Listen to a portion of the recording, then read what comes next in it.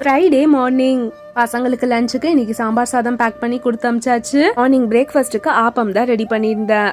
ஆப்பம் நல்ல பஞ்சு போல சாஃப்டா வரணும் அப்படின்னா 1 கப் பச்சரிசி, 1 கப் புழுங்கல் அரிசி, 1/4 கப்புக்கு கொஞ்சம் கம்மியா உளுந்து சேர்த்துக்கோங்க. 1 ஸ்பூன் வெந்தயம் சேர்த்துக்கோங்க.